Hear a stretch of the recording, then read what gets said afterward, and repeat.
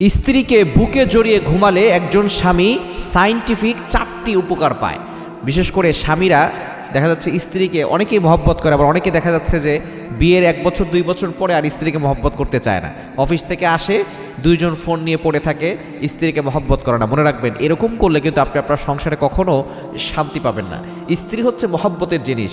স্বামী স্ত্রীর সম্পর্ক হচ্ছে পৃথিবীর প্রথম সম্পর্ক। আদম আলাইহিস সালাম এবং হাওয়া আলাইহিস সালাম। পৃথিবীর প্রথম সম্পর্ক কিন্তু ভাই বোনের সম্পর্ক না। পৃথিবীর প্রথম সম্পর্ক মা বাবার না। পৃথিবীর প্রথম সম্পর্কের নামই হচ্ছে স্বামী আর স্ত্রী। সুতরাং স্বামী স্ত্রীর সাথে সুন্দর ব্যবহার করবে, এটাই হচ্ছে আল্লাহ তাআলার কথা। আল্লাহ তাআলা নিজে বলে দিয়েছেন কোরআন খুলে 4 নম্বর পারার 20 নম্বর পৃষ্ঠার 3 নম্বর লাইন, সূরা নিসার 19 নম্বর আয়াতে আল্লাহ বলছেন, ওয়াশিরুহুন্না বিল মারুফ, you treat your wives well, তোমরা তোমাদের স্ত্রীর সাথে ভালো ব্যবহার করো। সুতরাং স্ত্রীকে জড়িয়ে ধরে ঘুমাবেন, তাহলে সায়েন্টিফিক 4টা উপকার পাবেন। 1 নম্বর হচ্ছে আপনার যে হরমোন আছে, অনেকে হরমোনের সমস্যা আছে, এই হরমোনটা আপনার বৃদ্ধি পাবে, যেটা ভালোবাসার জন্য আপনার কার্যকরী হবে। স্বামী স্ত্রী একে অপরকে ভালো করে আপনি যখন বুকে জড়িয়ে ধরে ঘুমাবেন, তখন আপনার এই হরমোনটা বৃদ্ধি পাবে, যাদের হরমোন লেভেলটা কম আছে। এবং 2 নম্বর হচ্ছে স্বামী তার স্ত্রীকে বুকে নিয়ে ঘুমায়।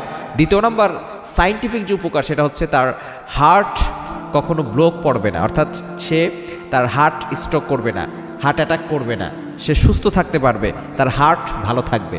আমরা সকলেই হার্টটাকে ভালো রাখতে চাই, তাই না? যদি আপনার স্ত্রীকে বুকে জড়িয়ে ঘুমাতে পারেন, আপনার হার্ট ভালো থাকবে।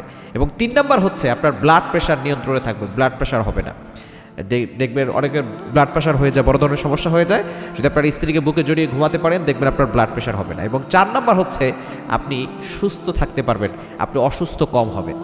স্ত্রীকে ভালোবাসবেন, দেখবেন জীবনে বরকত আসবে, আপনার জীবনে বরকত আসবে। যখন স্বামী স্ত্রী একসাথে থাকে, তখন আল্লাহ খুশি হয়। যখন স্বামী স্ত্রী দূরে সরে যায়, ঝগড়া হয়, এটা দেখে সবচেয়ে বেশি খুশি হয় শয়তান।